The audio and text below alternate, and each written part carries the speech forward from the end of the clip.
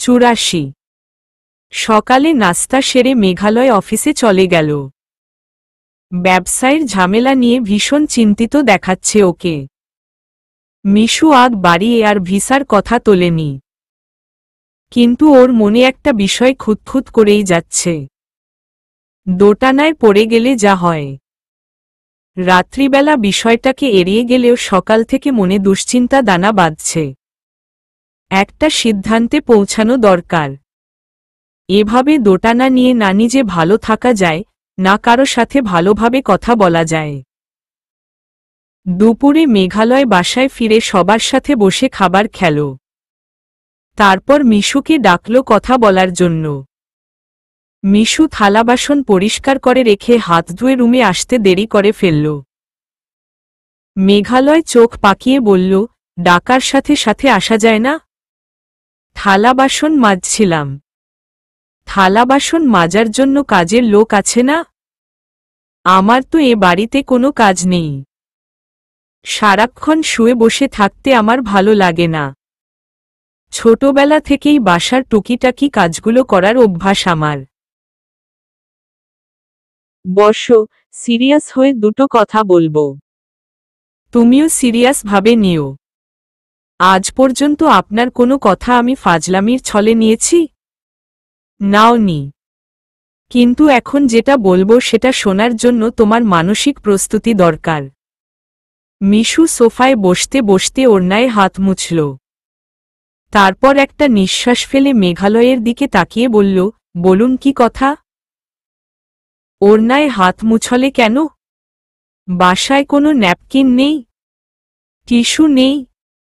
আজকে এরকম ক্যাটকেটে গলায় কথা বলছেন কেন? আপনার কথা শুনব সে কারণে তাড়াহুড়ো করে ওড়নায় হাত মুছলাম। এতক্ষণ ধৈর্য ধরে বসে থাকলাম, আর 2 মিনিট থাকতে পারতাম না? মেঘালয়ের গলায় রাগ স্পষ্ট। মিশুরও মেজাজ খারাপ হয়ে গেল। ও নিজেকে সামলে নিয়ে বলল, আমি হাত মুছতে গেলে আপনি আরও রেগে যেতেন। তর্ক ছেড়ে দিয়ে এখন বলুন কি কথা? কথা বলার মুড়োটাই নষ্ট করে দিয়ে এখন বলছে বলুন কি কথা? মিশুর কপালে সূক্ষ্ম ভাঁজ পড়ল। মেঘালয়ের আচরণ অন্যরকম লাগছে। সামান্য দেরি করার কারণে এত রেগে যাওয়ার কি মানে হয়? মিশু প্রশ্নটা করতেই মেঘালয় বলল, দেরি করে এসে একটা অন্যায় করেছ। এখন আবার প্রশ্ন করছ? মিশু ফোঁস করে জবাব দিল, বাব্বা, মনে হচ্ছে স্কুলে ক্লাসে দেরি করে এসেছি। খাওয়ার পর রেস্ট নেয়ার জন্য কয়েক মিনিট বসতেই পারেন। আমি কি এমন অন্যায় করেছি? ইদানিং তোমার মুখে কথা ফুটেছে দেখি। প্রত্যেকটা কথা শোনার পর 1 সেকেন্ড ভাবছ না। সাথে সাথে পাগলের মতো তর্ক জুড়ে দিচ্ছ। তর্ক তো আপনিও করছেন। সামান্য একটু দেরি করে রুমে এসেছি বলে এভাবে রিয়েক্ট করতে হবে? আমাকে বাইরে যেতে হবে। জরুরি কাজ আছে। আমি তো তোমার মতো বাসায় বসে থাকি না, তাই না? মিশু রেগে মেঝের দিকে তাকিয়ে রইল কিছুক্ষণ। মুখ বাঁকা করে বলল, জানতাম কোনো একদিন এই খোটা শুনতাই হবে। ইভেন প্রত্যেকটা মেয়েকেই এই কথা শুনতাই হয়। এজন্য মেয়েদেরকে নিজের পায়ে না দাঁড়িয়ে বিয়ে করা উচিত না। মেঘালয় চুপ করে রইল। গালে হাত দিয়ে মেঝের দিকে তাকিয়ে রাগ সংবরণ করল। মিশু রীতিমতো রাগে ফুঁসছে। রাগের সাথে সাথে গা জ্বলছে ওর। মেঘালয় আর কথা বাড়াতে চাইল না।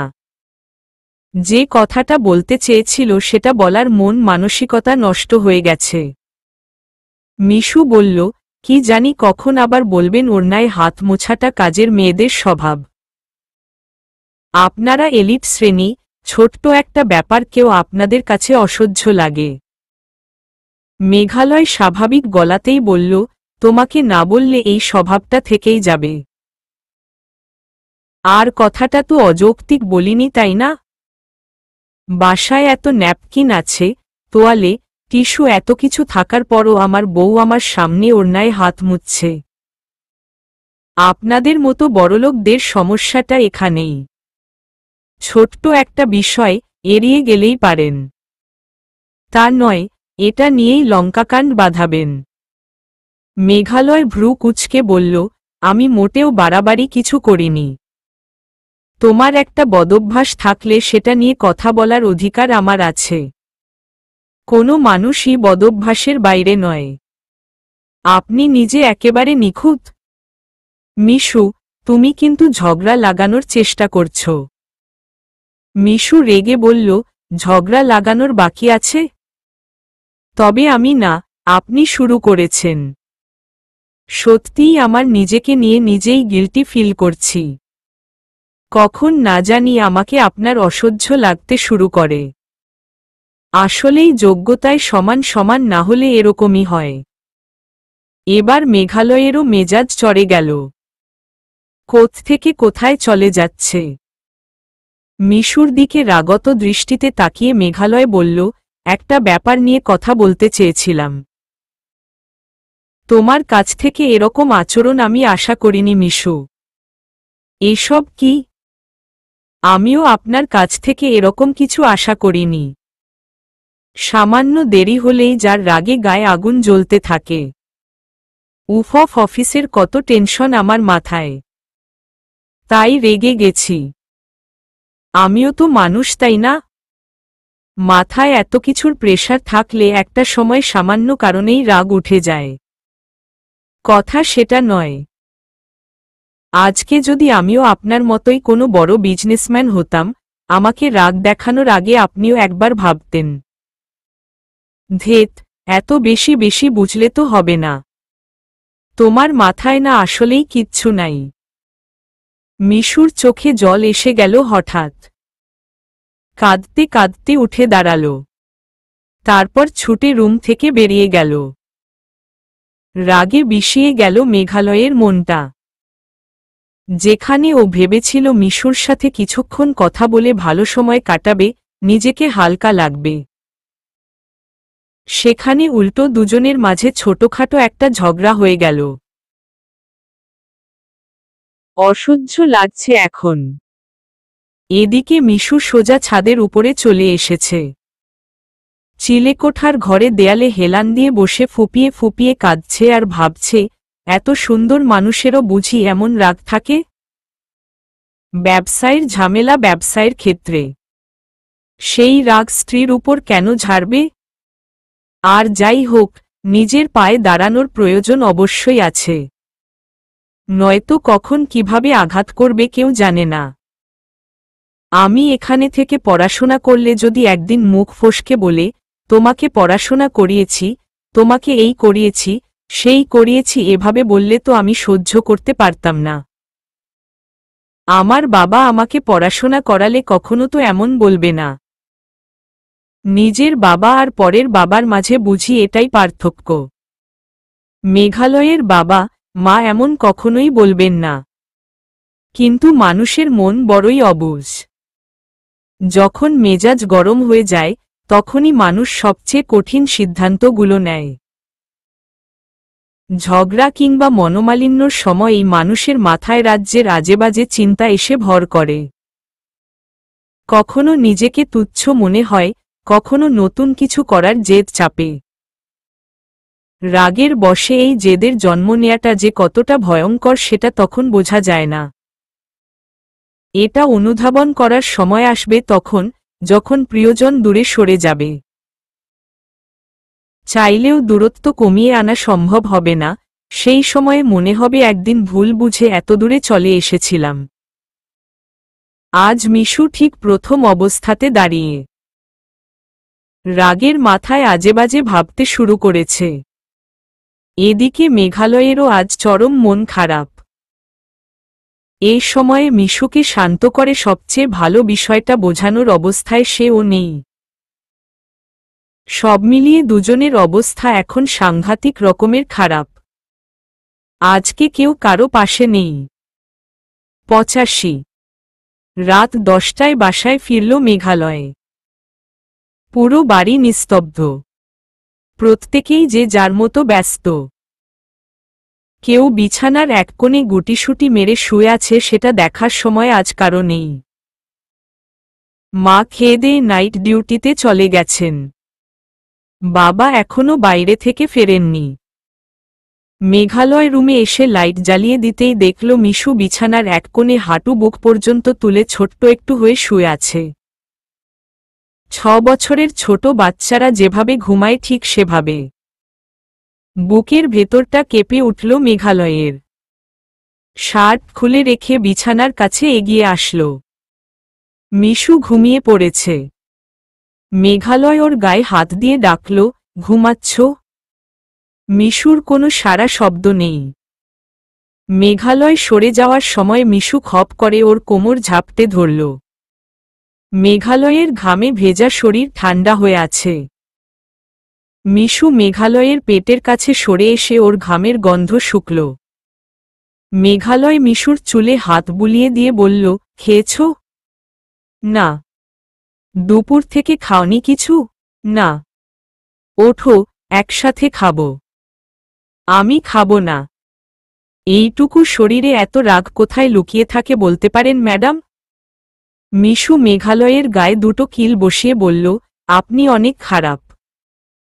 আমি ঘামে জবজবা হয়ে আছি। গোসল করে আসি। তুমি ফ্রেশ হয়ে খাবার রেডি করো।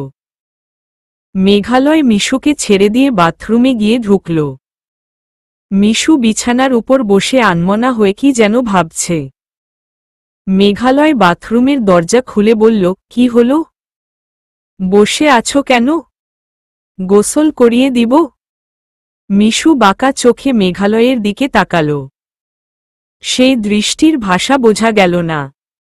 মেঘালয় বলল, গোসল করলে আসো। করব না। করব না বলার পরও ধীর পায়ে হেঁটে গিয়ে বাথরুমে ঢুকল মিশু। গোসলের সময় মিশুর গায়ে আটকে থাকা জলের বিন্দুগুলো ঠোঁট দিয়ে শুষে নেয়াটা মেঘালয়ের স্বভাব। তাছাড়া শাওয়ারের ঠান্ডা জলে ভিজতে ভিজতে কোনো দিক থেকে শুরু করে কোথায় পৌঁছে আদর করে সমস্ত অভিমান জলে ভেসে যাবে সেটা বোঝার উপায় থাকবে না। খাবার টেবিলে এসে মিশুর ভেজা চুল থেকে টুপটুপ করে জল পড়ছিল। তোয়ালে এনে মুছে দিতে দিতে মেঘালয় বলল, সারাদিনে একটা বারও ফোন দাওনি। খুব রেগে ছিলে সেটা বোঝাই যায়। রেগে তো এখনো আছি। বাব্বা।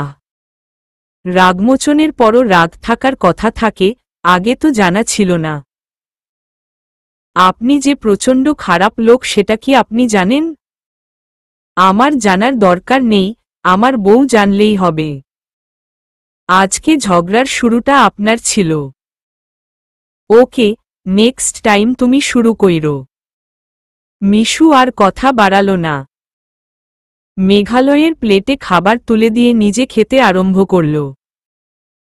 মাছের তরকারি দেখে মেঘালয় জিজ্ঞেস করল, কাটা বেছে দিব? না। নিজের কাটা নিজেই বাছতে পারব। আর নিজে যে আমার গলায় কাটা হয়ে বিঁধেছ সেটা কে সরাবে? তীক্ষ্ণ চোখে তাকালো মিশু। মেঘালয় হাসতে হাসতে বলল, মজা করছিলাম। রাগ করো না আবার। করুন, আর কয়েকটা দিনই তো। তারপর তো আর এই অসহ্য কাটাটা আপনার সামনে থাকবে না। মেঘালয় খাওয়া বন্ধ করে মিশুর দিকে তাকালো, তুমি তাহলে শান্তিনিকেতনে যাচ্ছ? মিশু মাথা নিচু করে বলল, হয়তো বা। সেটাই বোধহয় ভালো হবে। রাগ করে যাচ্ছ? মিশু একটা নিঃশ্বাস ফেলে বলল, আমার রাগ এত শক্তিশালী নয় যে 3 বছর সেটা পুষে রাখব। অনেক ভেবেচিন্তে দেখলাম, আমার ম্যাচিউরিটি দরকার। আর মানুষ সবচেয়ে বেশি জ্ঞানার্জন করে অভিজ্ঞতার মাধ্যমে। আমার মনে হয় সেটার দরকার আছে। সংসার করার সময় তো সারা জীবন পাব। মেঘালয় চুপচাপ খাবার খাচ্ছে। মিশুর কথা শুনছে মনোযোগ দিয়ে। মাঝে মাঝে মেয়েটা মুরব্বিদের মতো কথা বলে।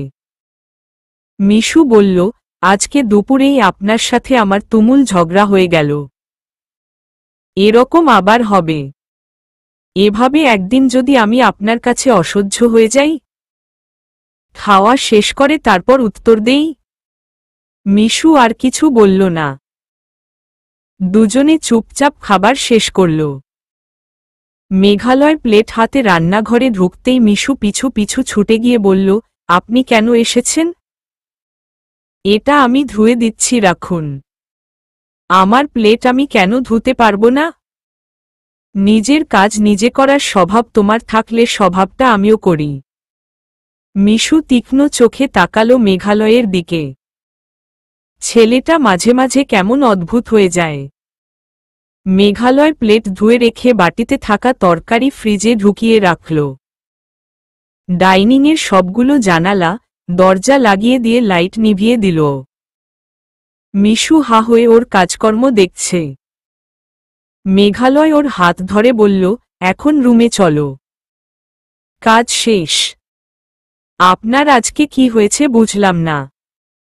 এগুলো তো সবসময় তুমি করো, আজকে না হয় তোমাকে একটু হেল্প করলাম। ঝগড়ার পর এমন মনে হলো? হ্যাঁ, আমি তোমার কাজে কিছু হেল্প করলাম, তুমিও আমার কাজে হেল্প করবা। তাহলেই তো আর ঝগড়া লাগবে না। মিশু ড্যাবড্যাব করে তাকাচ্ছে মেঘালয়ের দিকে। মেঘালয় ওকে রুমে নিয়ে এসে সামনাসামনি হয়ে বসল। তারপর চোখে চোখ রেখে বলল, আমার বয়স এখন 28। ধরো আমি আর 40 বছর বাঁচব। তোমার কি ইচ্ছে হয় না এই 40টা বছর আমার সাথে কাটাতে? আমার তো মনে হয় 100 বছর তোমার সাথে থাকার পরও আমার অতৃপ্তি থেকে যাবে। আমি তো মৃত্যুর পরেও তোমাকে আমার সাথে চাই। মিশু অবাক হয়ে তাকিয়ে আছে। এই মেঘালয়টা মাঝে মাঝে অচেনা হয়ে যায়, সেটা ভাবাই যায় না।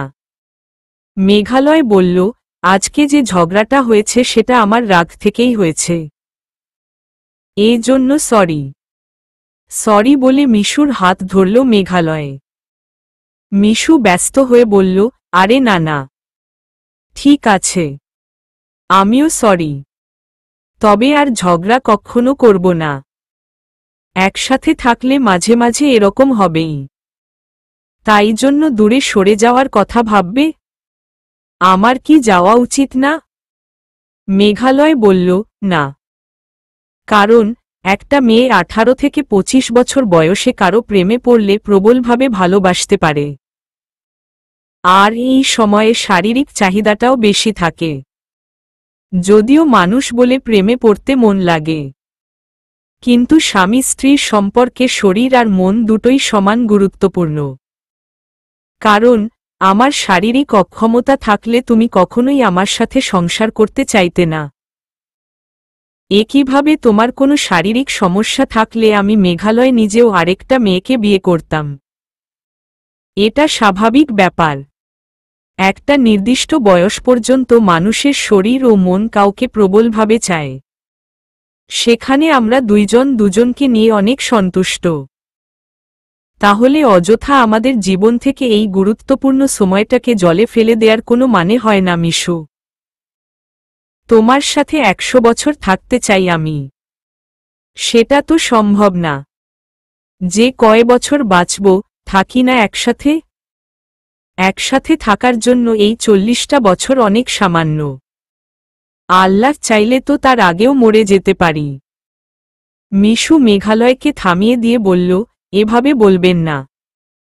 তবে এটা সত্যি যে আপনার সাথে আরও অনেক বছর কাটাতে চাই আমি। এখন বলো, মাঝখান থেকে এই 3-4 বছর কষ্ট করে বাকি জীবনে কি হবে? তোমার জীবনে যদি আমি না থাকতাম, তাহলে নির্দ্বিধায় যেতে পারতে। ধরো, তোমার ফিরতে যদি আমার বয়স 35 হয়ে যায়, আমি আমার ম্যারেড লাইফটাকে এনজয় করব কখন? মিশু থমকে মেঘালয়ের দিকে তাকিয়ে আছে। ওর মুখে প্রসন্ন হাসি লেগে আছে। ভালো লাগছে কথা বলতে। মেঘালয় মিশুর হাত ধরে বলল, তুমি আমার সাথেই থাকো। 4 বছরে তোমার অনার্স শেষ হোক। এর মাঝে আমরা আল্লাহর কাছে একটা ফুটফুটে বাচ্চা চাইব। ততদিনে দুজন মিলে আমার বিজনেসটাকে একটা ভালো জায়গায় দাঁড় করাই। তারপর পোস্ট গ্র্যাজুয়েট কিংবা পিএইচডি করার জন্য স্কলারশিপের আবেদন করো। পোস্ট গ্র্যাজুয়েটের জন্য স্কলারশিপ পাওয়াটা অনেক সহজ। তুমি নিজেও দেশের বাইরে পড়তে চাও, আর আমিও চেষ্টা করব আমার বিজনেসটাকে আন্তর্জাতিক পর্যায়ে নিয়ে যাওয়ার। 4-5 বছর দুজন মিলে আমাদের দাম্পত্য জীবনটাকে অনেক এনজয় করতে পারব। আল্লাহর রহমতে যদি একটা মেয়ে হয়েই যায়, বাবুটাকে নিয়ে না হয় বিদেশে গিয়ে তোমার পোস্ট গ্র্যাজুয়েট শেষ করে আসব। আমেরিকা কিংবা কানাডার মতো কোনো দেশ থেকে। সব মিলিয়ে ব্যাপারটা অনেক সুন্দর হবে, ভেবে দেখো। মিশু মেঘালয়ের দিকে অবাক হয়ে তাকাল। ড্যাবড্যাব চোখে তাকিয়ে আছে মেঘালয়ে। মিশুর মুখ গম্ভীর। কি জানি সিদ্ধান্তের ব্যাপারে কি ভাবছে। মেঘালয়ের ভালোবাসাকে তুচ্ছ করার সাধ্য অন্তত ওর হবে না। তবুও বুক টিপটিপ করছে মেঘালয়ের। ও ভ্রু নাচিয়ে জিজ্ঞেস করল, কি ভাবছ মহারানী? I love you too. কথাটা বলেই দুষ্টুমি হাসি ফুটে উঠল মিশুর মুখে। মেঘালয় উঠে এসে ওকে ঝাপটে ধরল। মিশু মেঘালয়কে দুহাতে আঁকড়ে ধরে বলল, আমার খুব প্রেম করতে ইচ্ছে করছে। চলুন না একটু একটু প্রেম করি। হা হা হা। I love you sweetheart. Meghalay মিশুর কপালে আলতো চুমু এঁকে দিল। মিশু বলল, আমি কাল থেকে আপনার সাথে অফিসে যাব। আমাকে কাজ বুঝিয়ে দিবেন। প্রতিদিন দুপুরে দুজনে একসাথে খাব, একসাথে বাসায় ফিরব। আর মাঝে মাঝে আপনার চেম্বারে ঢুকে টুক করে একটা চুমু খেয়ে দৌড়ে পালাব। মেঘালয় মিশুর মুখের কাছাকাছি এগিয়ে এসে বলল, আর মাঝে মাঝে অফিস থেকে ফেরার সময় আমাকে ফুচকা খেতে নিয়ে যাবেন। বৃষ্টি হলে রিকশায় করে ঘুরব। আর রাত্রিবেলা আপনি মশারি টাঙাবেন। আর আর চুম্বনকালে দয়া করে চোখটা বন্ধ রাখবেন। মেঘালয় হো হো করে হেসে উঠল। মিশুও হাসছে, কিন্তু ওর হাসির শব্দ হিহিহি হিহিহি টাইপের। দুজনে হাসতে হাসতে মেঝের উপর বসে গড়াগড়ি খেতে লাগল।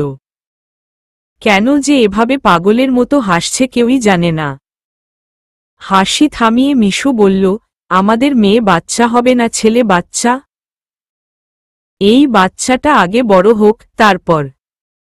কথাটা বলেই মিশুকে কোলে তুলে বিছানায় নিয়ে এলো মেঘ। ওকে শুয়ে দিয়ে উপর হয়ে এসে চোখে চোখ রাখল। মিশু লজ্জায় নীল হতে হতে বলল, আপনার দৃষ্টি অনেক ভয়ঙ্কর। বেশিক্ষণ তাকিয়ে থাকতে পারি না। আজ অফিসে তন্ময় এসেছিল। মেঘালয়কে সরিয়ে দিয়ে বিছানার উপর সোজা হয়ে বসল মিশু। মুখটা নিমেষেই গম্ভীর হয়ে গেছে। এই সময়ে তন্ময়ের নামটা না নিলে কি হতো না? লোকটা খুব খারাপ। মিশু রেগে বলল, ওকে আমাদের মাঝে টেনে আনার কি দরকার ছিল? না চাইলেও এসে যায়। আমি তো ওকে ডাকিনি। কেন এসেছিল? যখন আমার সাথেই ওর কোনো যোগাযোগ নেই, সেখানে আপনার সাথে কেন রেখেছে? ক্ষমা চাইতে এসেছিল। মিশু অবাক হয়ে বলল, ক্ষমা? কিসের জন্য? সেদিন রাতে বগুড়ার যে ঘটনাটা তুমি আমার কাছে লুকিয়েছিলে, সেটার জন্য ক্ষমা চাইতে এসেছিল। মিশু চমকে উঠে মেঘালয়ের দিকে তাকাল। মেঘালয় হেসে বলল, এতদিন পর ওর বিবেকবোধ জাগ্রত হয়েছে, তাও ভালো। মিশু নিশ্চুপ হয়ে তাকিয়ে আছে। মেঘালয় বলল, ও আমার বিশ্বাস ভাঙবে সেটা আমি কখনোই আশা করিনি। কিন্তু তোমাকে ফোনে না পেয়ে আমি টেনশনে পড়ে গিয়েছিলাম। এরপর তুমি যখন ফোন দিল, তখনই তোমার কণ্ঠ শুনে নিশ্চিত হয়ে গিয়েছিলাম যে তন্ময় তোমার সাথে খারাপ আচরণ করেছে। কিন্তু আমি কিছু বলিনি। তুমি নিরাপদ ছিলে সেটাতেই শুকরিয়া জানিয়েছি। মিশু মেঘালয়ের বাহুতে মাথা রেখে বলল, আমিও সেদিন তন্ময়ের কাছে ওরকম আচরণ আশা করিনি। আপনাকে সেদিন বলতে পারিনি আপনি কষ্ট পাবেন বলে। আপনি মানুষকে অনেক বিশ্বাস করেন। তন্ময় আপনার বিশ্বাসের যোগ্য ছিল না। তুমি অনেক ভালো আর লক্ষ্মী একটা মেয়ে মিশু। তন্ময় তোমারও যোগ্য ছিল না। তন্ময় ওর সমস্ত অপরাধের জন্য তোমার কাছে ক্ষমা চেয়েছে আর বলেছে আর কখনো আমাদের সামনে আসবে না। আপনি কি বলেছেন? মেঘালয় মুচকি হেসে বলল, আমার কথার ধরন তোমার জানা আছে। যা বলা দরকার তাই বলেছি। আমাকে বলা যাবে না? মেঘালয় মিশুর মুখটা ধরে বলল, প্রেমিকাকে আমার পাশে কেমন দেখাচ্ছে সেটা ইম্পর্ট্যান্ট নয়। ইম্পর্ট্যান্ট হচ্ছে প্রেমিকা আমাকে কেমন রেখেছে। তার সাথে আমি কেমন থাকি, সে আমাকে কেমন বোঝে, কতটা খেয়াল রাখে, কতটা ভালোবাসে, এসবই সবার আগে। মেয়েটাকে আমার পাশে সেলফিতে কতটা মানাচ্ছে তার থেকেও ইম্পর্ট্যান্ট হচ্ছে সেলফি তোলার সময় আমরা এই মুহূর্তটাকে কতটা এনজয় করছি। দুজনের খুনসুটি, হাসি, আনন্দ এসবই প্রধান। হাইহিল পরে সে হাঁটতে পারল কি না তাতে আমার কিচ্ছু যায় আসে না। আমার সাথে হাঁটতে সে স্বাচ্ছন্দ্যবোধ করে কিনা আমি সেটা ভাবি। দুজন মানুষ যখন দুজনের সামনে অনায়াসে নির্দ্বিধায় চলাফেরা করতে পারবে না, সেটা কোনো রিলেশনশিপ হতে পারে না। দেখা করতে যাওয়ার সময় সাজগোজ করে রঙিন জামাকাপড় পরে আসতে হবে কেন? সে সবসময় যেমন, আমি তাকে সেভাবেই ভালোবাসি। সে গাইয়া, সে খ্যাত আর যাই হোক না কেন, তাকে ভালোবেসেই আমি সন্তুষ্ট। আমার কাছে শো অফের থেকে হাজারগুণ ইম্পর্ট্যান্ট হচ্ছে আমরা একসাথে কতটা ভালো আছি। মিশুর চোখে পানি এসে গেল। মেঘালয়ের বুকে মাথা রেখে হাতের বাঁধন আলগা করে দিল। মেঘালয় ওর বুকে মিশুর মাথাটা চেপে ধরে বলল, আজকে হাউমাউ করে কাঁদো। আজকেই যেন তোমার জীবনের শেষ কান্না হয়। মেঘমনি, ভালোবাসি। আমিও ভালোবাসি। তবে আজকের মতো ঝগড়াটা আর কখনো লাগাবা না। আগেই বলেছিলাম একজনের রাগ হলে আরেকজনকে চুপ থাকতে হয়, এটাই নিয়ম। ভুল হয়ে গেছে, আর কখনো এমন হবে না। আমার বুকে সবসময় এভাবে থাকবা। একটু নড়াচড়াও করব না? হা হা হা, পাগলি একটা। শোনো, আগামীকাল আমাদেরকে করতে যেতে হবে। যারা তোমাকে রেপ করার চেষ্টা করেছিল সেই মামলার শুনানি হবে। আর একটা ছেলে মাকে ফলো করেছিল, ওর নামে জিডি করেছি। সেটার ব্যাপারে উকিলের সাথে কথা বলতে হবে। আপনি সবসময় আমার হাত ধরে রাখবেন, ঠিক আছে? মেঘালয় মিশুর মাথাটা আরো জোরে চেপে ধরে বলল, বুকে আগলে রাখব, হবে? মিশু শক্ত করে মেঘালয়কে ঝাপটে ধরল। একই সাথে হাসছে আবার কাঁদছে। এই কান্নাই জীবনের শেষ কান্না হোক। ৮৬। ১ বছর পর। দেখতে দেখতে একটা বছর কেটে গেছে। এই ১ বছরে মিশু হয়ে গেছে পাক্কা গৃহিণী। মেঘালয়ের ব্যবসায় এখন মিশুর অবদান সবচেয়ে বেশি। দিনরাত এক করে মেয়েটা পরিশ্রম করে, সমস্ত কাজ দেখাশোনা করে। কখনো উপদেষ্টাদের সাথে কথা বলা, কখনো নিজেই শ্রমিকদের সাথে কাজ করা। মেঘালয় ওর কাজের গতি দেখে পুরোপুরি মুগ্ধ। এতটুকু বয়সের একটা মেয়ে অথচ নিজের সবটুকু ঢেলে দিয়ে পরিশ্রম করছে। ও মনে প্রাণে চাইছে আকাশ আহমেদের বিজনেসকে ছাড়িয়ে যেতে। মেঘালয়ের ব্যবসায় যে লোকসান হয়েছে সেটা পূরণ করে আরও দ্রুত উন্নতির জন্য প্রবলভাবে লড়াই করে যাচ্ছে। একটা মেয়ে এতটা পরিশ্রমী কি করে হতে পারে সেটা মেঘালয়ের অজানা। সে নিজেও এত পরিশ্রম করেনি। মিশু মাঝে মাঝে বলে, আমি দিনের ১২ ঘন্টা কাজ করতে চাই, বাকি ১২ ঘন্টা খাওয়া দাওয়া, ঘুম আর আদর। মেঘালয় হাসতে হাসতে বলল, আর গোসল? বারে, আদর করতে করতে গোসল করিয়ে দিবা। হা হা হা। মিশু ব্যবসায়ের গতিবিধি বেশ ভালো রপ্ত করে ফেলেছে। শ্রমিক যত দক্ষ হবে, পণ্য তত মানসম্মত হবে, আর এভাবেই বিজনেসকে আরও অনেক দূর এগিয়ে নিয়ে যাওয়া সম্ভব। এ কারণে শ্রমিকের প্রশিক্ষণের জন্য 3 মাস মেয়াদে কয়েকটা ট্রেনিংয়ের ব্যবস্থা করেছে। বেকার যুবক যুবতীদের জন্য ফ্রিতে একটা প্রশিক্ষণের ব্যবস্থা করেছে। তারা মাস শেষে নির্দিষ্ট অঙ্কের ভাতা পাবে, আবার প্রশিক্ষণ শেষে নিজের দক্ষতার পরীক্ষা দিয়ে সরাসরি চাকরিতে জয়েন করবে। মিশুর এই বুদ্ধিটা আকাশ আহমেদের পরিচিত অনেকেই পছন্দ করেছেন। মেঘালয়ের স্ত্রীর প্রশংসায় পঞ্চমুখ সকলে।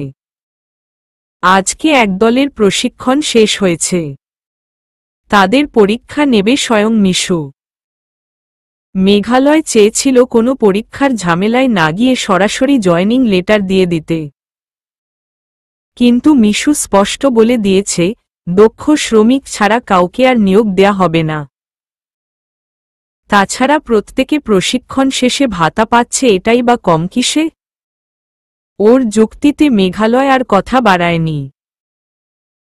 পড়াশোনার জন্য ফ্যাশন ডিজাইনিংকে বেছে নিয়েছে মিশু।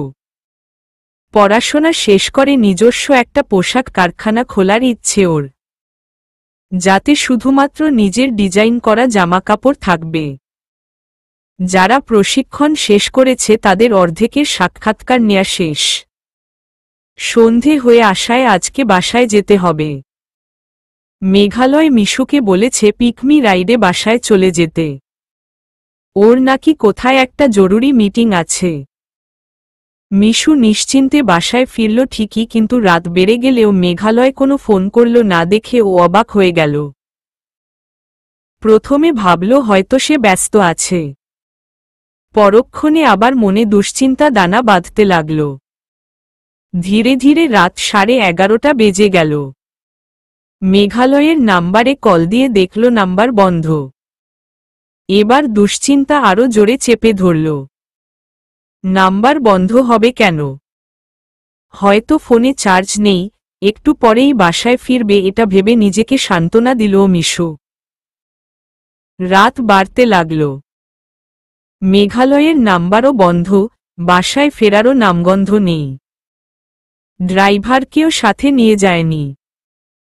বাবা মাকেও বলতে পারছেন না মেঘালয় কোথায় আছে। দুশ্চিন্তায় রাতে খেতে পারল না মিশু। সারা রাত মেঘালয়ের নাম্বারে কল দিয়ে গেল, নাম্বার বন্ধ। মিশু টেনশনে পুরো বাড়ি ছোটাছুটি করছে। বাড়ির বাকি মানুষগুলোকেও ঘুমাতে দিচ্ছে না। মেঘালয়ের সব বন্ধুদের বাসায় খোঁজ নেওয়া হয়েছে, কেউ ওর খোঁজ জানে না। মিশুর চোখ ফেটে জল আসছে। বিছানায় শুয়ে কতক্ষণ কাঁদল নিজেও জানে না। মেঘালয় কোথায় গেল কিছু না বলে?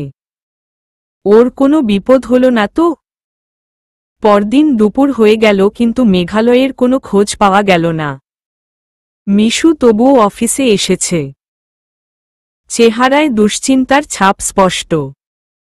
এত বড় টেনশনের মাঝেও অফিসের দায়িত্ব সামলাতে ভুল করল না। মেঘালয়ের খোঁজ না পাওয়া পর্যন্ত আর অফিসে আসবে না, তাই সবাইকে সবার কাজ বুঝিয়ে দিচ্ছিল মিশু। এমন সময় একটা মেয়ে দরজায় এসে ভেতরে আসার অনুমতি চাইল। মিশু অনুমতি দিয়ে মেয়েটার দিকে ভালোভাবে তাকাল। অনেক চেনা চেনা লাগছে। মেয়েটাকে দেখে মনে হচ্ছে এখানকার কোনো শ্রমিক।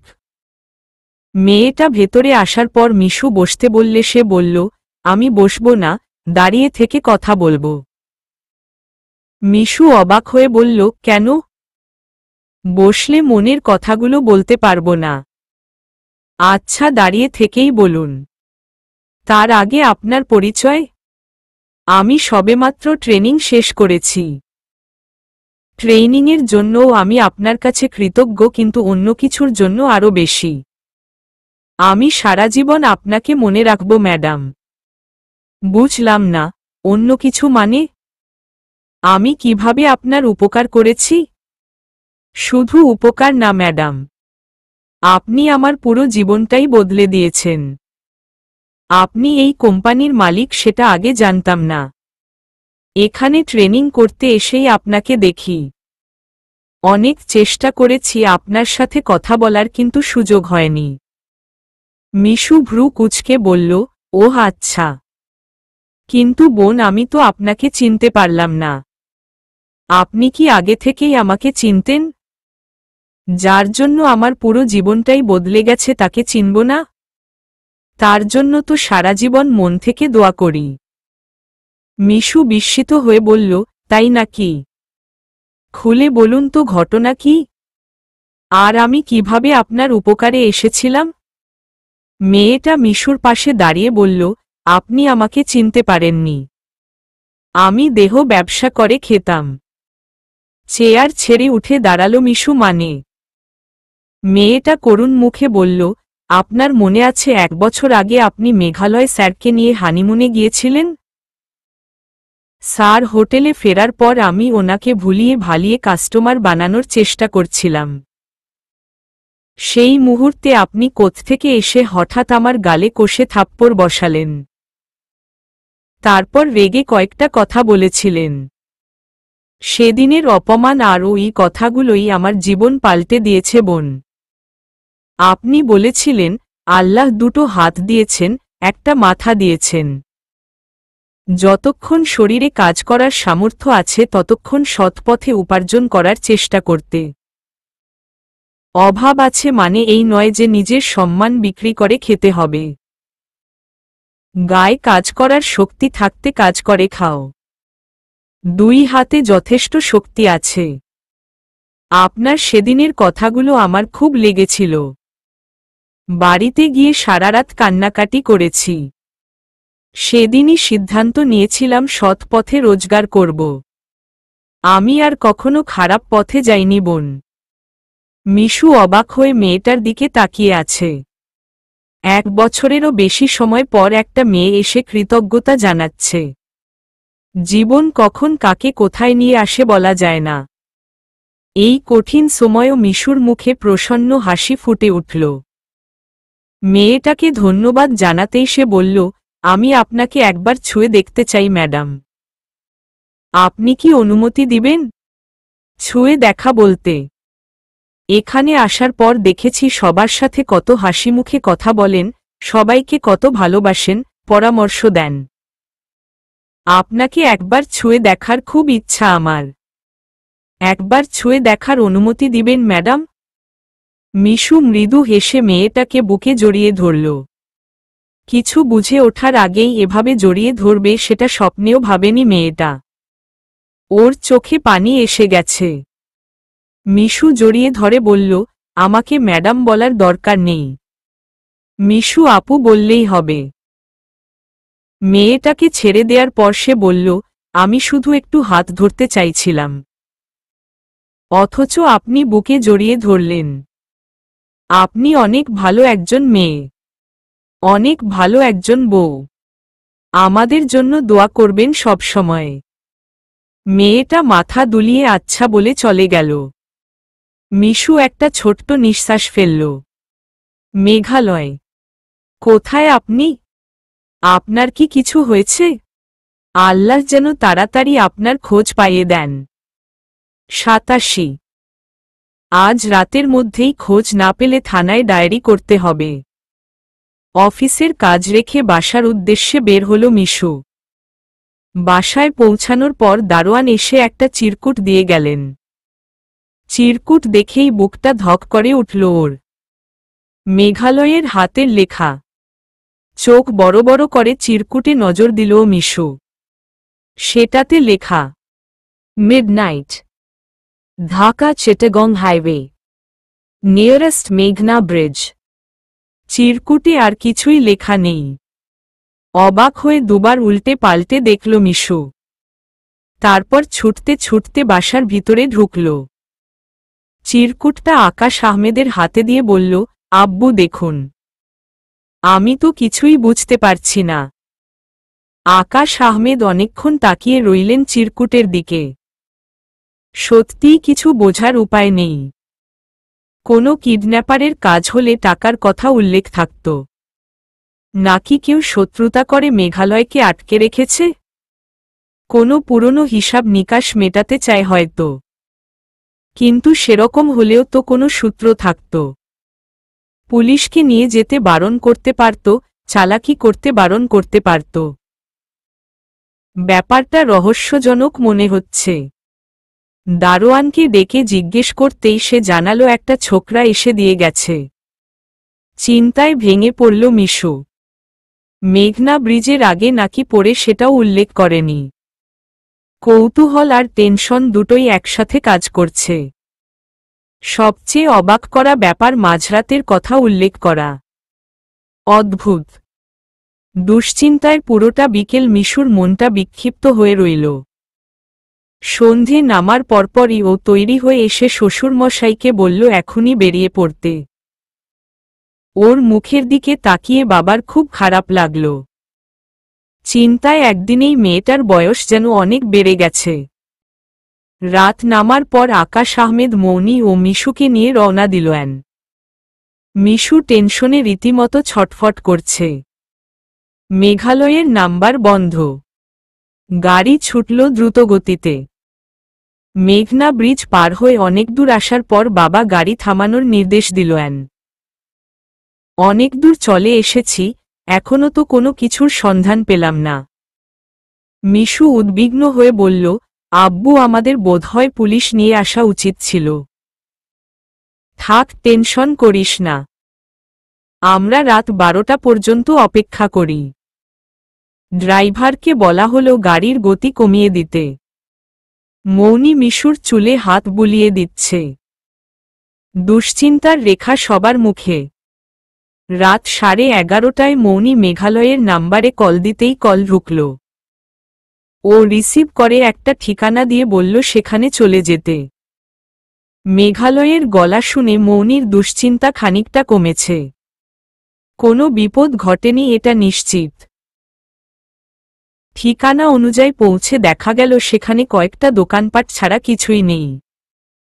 মানুষের সমাগম খুব অল্প। গাড়ি থেকে নেমে সবাই কৌতূহলী হয়ে এদিক সেদিকে তাকাচ্ছে। মিশুর টেনশনে পা কাঁপছে, ঠিকমতো দাঁড়াতেও পারছে না। বাবা ও মৌনিকে রেখে রাস্তার পাশে এসে দাঁড়ালো মিশু।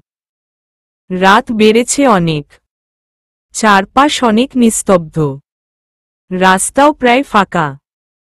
অনেকক্ষণ পরপর হুশ করে গাড়ি চলে যাচ্ছে। রাস্তার দুপাশে গাছের সারি হওয়ায় এলোমেলোভাবে বাতাস বইছে। এদিকে ঠান্ডায় হাত পা জমে যাওয়ার মতো অবস্থা। মিশু একটা হালকা সোয়েটার পরেছে, দুশ্চিন্তার চোটে শীতের কাপড় নেওয়া হয়নি। এমন সময় গাড়ির সামনে একজন মানুষের ছায়া পড়ল। কুয়াশাচ্ছন্ন আবহাওয়ায় মানুষটার ছায়া দেখেও এতটুকু বুঝতে অসুবিধা হল না মিশুর। ও হন্তদন্ত হয়ে ছুটে গিয়ে মেঘালয়ের সামনে দাঁড়াল। হাঁসফাঁস করতে করতে বলল, কি হয়েছে আপনার? কোথায় ছিলেন আপনি? আপনার ফোন বন্ধ কেন? চুপ করে আছেন কেন? মেঘালয় হেসে মিশুকে বুকে টেনে বলল, একসাথে এতগুলো প্রশ্ন করলে কোনোটার উত্তর দিব বলো? মিশু ড্যাবড্যাব করে মেঘালয়ের দিকে তাকাল। মেঘালয় মিশুকে এক হাতের বন্ধনে আবদ্ধ করে বলল, আজকের রাতটা অনেক সুন্দর না? মিশু হা হয়ে তাকিয়ে আছে মেঘালয়ের দিকে। মেঘালয় হেসে বলল, আমার একটা কাজ ছিল তাই বাসায় যেতে পারিনি। আজব। আপনি কি পাগল হয়ে গেছেন? ওয়েট বাবু, ধীরে ধীরে বলছি। মেঘালয়কে মিশুকে ধরে বাবা ও মৌনির সামনে আসল। বাবা অবাক হয়ে একবার মেঘালয়ের দিকে তাকাচ্ছেন, আরেকবার মিশুর দিকে। মৌনি উত্তেজিত হয়ে জানতে চাইল, ভাইয়া তোর সমস্যাটা কি? এসব তোমাদের জানতে হবে না। তবে টেনশনের কোনো কারণ নেই। তোমরা মিশুকে রেখে বাসায় চলে যাও। মেঘালয়ের ফুরফুরে গলা শুনে আকাশ আহমেদ এটা নিশ্চিত হয়ে গেছেন যে এর পিছনে সারপ্রাইজ টাইপের কিছু লুকিয়ে আছে। যাক, আপাতত দুশ্চিন্তামুক্ত হওয়া গেল। কিন্তু ব্যাপারটা নিতান্তই ছেলেমানুষি হয়ে গেছে। মেঘালয়ও যে হঠাৎ করে এরকম ছেলেমানুষি করবে সেটা ভাবা যায় না। মেঘালয় টঙের উপর বসে দোকানদারকে বলল, মামা এখানে 4 কাপ চা দিও। আকাশ আহমেদ বললেন, আমরা এখানে কেন এসেছি? আমি ডেকেছিলাম তাই। তুমি কেন ডেকেছিলে? চা খাওয়ার জন্য। মিশু চেঁচিয়ে বলল, মানে কি? আপনি কি পাগল হয়ে গেছেন? আমি কাল থেকে খাওয়া দাওয়া বন্ধ করে দিয়েছি। আর আপনি চা খাওয়ার জন্য? মিশুর রাগ দেখে মেঘালয় হেসে বলল, এরা সুন্দর চা বানায়। একবার খেলে সারা জীবন মুখে লেগে থাকবে। বাপের জনমে এরকম চা খাওনি। আজব।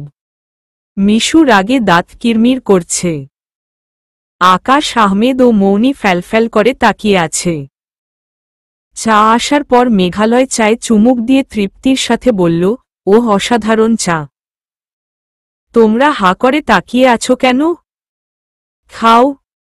সবাই তখন হতভম্ব। মেঘালয় বাবাকে বলল, আব্বু আমি তোমাকে না জানিয়েই একটা প্রজেক্ট হাতে নিয়েছি। আশা করি তুমি খুশি হবে। আগামীকাল সকালে ভিডিও কলে তোমাদেরকে পুরো ব্যাপারটা বুঝিয়ে দিব। মিশু বলল, কিসের প্রজেক্ট? আমাকে অন্তত বলা যেত। আর আগামীকাল সকালে কেন? আজকে কি আমরা চলে যাব? না, আব্বু আর মৌনি চলে যাবে। তুমি আর আমি কক্সবাজার যাব। মানে কি? আমাদের প্রজেক্টটা কক্সবাজারে। মিশু রাগে মুখ বাঁকা করে একবার বাবার দিকে তাকালো, আরেকবার মৌনির দিকে। মেঘালয় বলল, ওনাদের দিকে তাকিয়ে লাভ নেই, আমার দিকে তাকাও। তুমি এখন আমার সাথে কক্সবাজার যাবে। অফিসের এতগুলো কাজ ফেলে রেখে আমি কক্সবাজার যাব? আমি জানতাম তুমি যাবে না। আর সে কারণেই এই বুদ্ধি করে তোমাকে নিয়ে আসলাম। মিশু রেগে উঠে গটগট করে রাস্তায় গিয়ে দাঁড়াল। মেঘালয় এসে মিশুর দিকে চায়ের কাপ এগিয়ে দিয়ে বলল, রাগ তো আমার সাথে। চায়ের কাপ নিশ্চয় কোনো দোষ করেনি।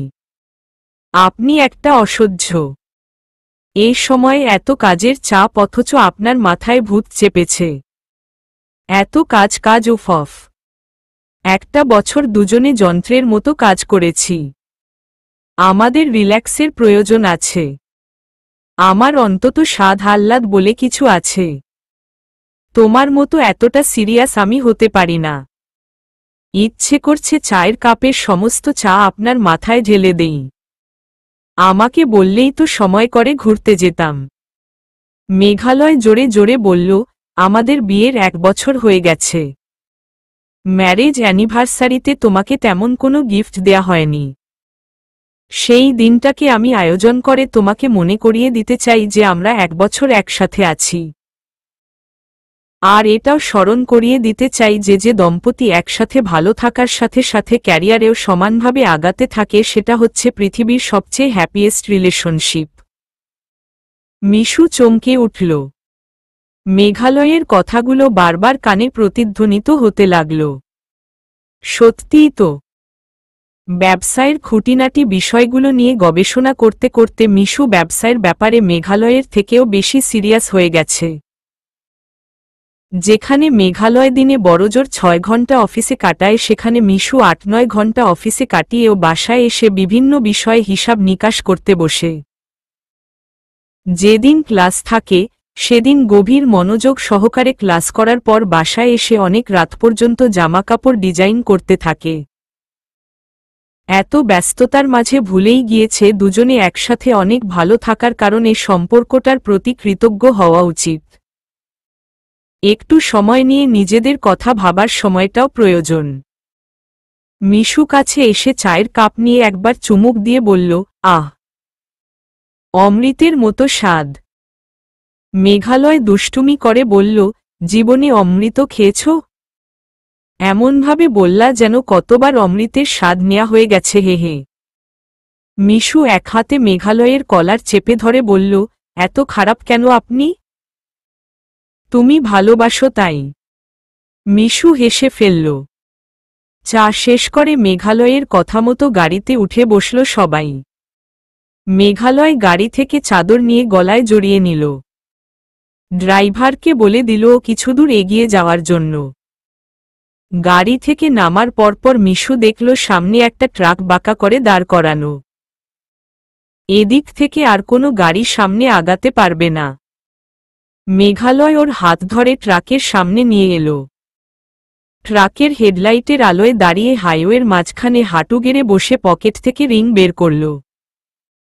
মিশু পুরোপুরি থ। মেঘালয় মিশুর হাত ধরে হাতে রিং পরিয়ে দিয়ে বলল, তোমাকে স্ত্রী হিসেবে পেয়ে আমি সন্তুষ্ট। সারা জীবন আমার সমস্ত ইন্দ্রিয় জুড়ে তোমার ভালোবাসারা লেগে থাকুক। মৌনি হাত তালি দিল। মিশু মেঘালয়ের জ্যাকেট খামচি দিয়ে ধরে ওকে টেনে তুলে বুকে জড়িয়ে ধরল। মৌনি ও বাবা গিয়ে গাড়িতে উঠলেন। মেঘালয় মিশুর হাত ধরে ট্রাকের পিছন দিকে এসে বলল, ওঠো। মিশু অবাক হয়ে বলল, উঠব মানে? আমরা ট্রাকে জার্নি করব। আমাদের প্রথম দেখা যেদিন হয়েছিল, আমরা ট্রাকে জার্নি করেছিলাম। এমনই এক শীতের কনকনে ঠান্ডায়। এক চাদরে দুজন। মিশু পিছনে তাকিয়ে দেখল ট্রাকের পিছনে লম্বা গাড়ির জ্যাম লেগে গেছে। সামনের গাড়ি সমানতালে হর্ন বাজিয়ে যাচ্ছে। এতগুলো গাড়ি থামিয়ে রোমাঞ্চ করা হচ্ছে ভেবেই অন্যরকম মজা লাগল। মেঘালয় হাত ধরে টেনে মিশুকে ট্রাকের উপরে তুলে নিল। তাদের পিছনে থাকা বাসের যাত্রীরা অনেকেই ড্যাবড্যাব করে তাকাচ্ছে। মেঘালয় হেডলাইটের আলোয় মিশুকে জড়িয়ে ধরে বলল, কবুল কবুল কবুল। মিশু হাসতে হাসতে বলল, পাগল একটা। 88। ট্রাক ছুটে চলেছে দ্রুত গতিতে। খোলা হাওয়ায় প্রাণভরে নিঃশ্বাস নিচ্ছে মেঘালয় ও মিশু। শো শো করে বাতাস লাগছে। দুজনে বস্তার উপরে বসে একই চাদরের ভেতরে জোড়াজড়ি করে রইল। মিশু ফিসফিস করে কথা বলছিল আর মেঘালয় হাসিতে ফেটে পড়ছিল। রাতটাকে মনে হচ্ছিল একেবারে স্বপ্নের মতো। কুয়াশায় আচ্ছন্ন হয়ে আছে চারিদিক। ঠান্ডা বাতাসে দুজনের হাত হিম হয়ে এসেছে। তবুও আনন্দ এতটুকু কমছে না। মেঘালয় ফিসফিস করে মিশুকে বলল, 1 বছর আগের তুমি আর এখনকার তুমির মাঝে পার্থক্য কি জানো? আগে ছিলে কিশোরী আর এখন হয়েছ রমণী। মেঘালয়ের কথায় শিউরে উঠল মিশু। ওরা কক্সবাজার পৌঁছে গেল সকালবেলা। সূর্য অনেক আগেই উঠে গেছে। তবুও শীতের কারণে বেশ ঠান্ডা ঠান্ডা ভাব। মিশু সৈকতে এসে খালি পায়ে দিকবিদিক হয়ে ছুটতে আরম্ভ করল। ওর ছোটাছুটি দেখাতেই মেঘালয়ের যত আনন্দ। কিছুক্ষণ ছুটতে ছুটতে ক্লান্ত হয়ে মেঘালয়ের কাছে আসলে ও বলল, এখন তোমাকে আসল জায়গায় নিয়ে যাব। মিশু অবাক হয়ে বলল, সারপ্রাইজ আভি বাকি হ্যায়। মেঘালয় মুচকি হেসে ওকে নিয়ে এসে সিএনজিতে উঠল।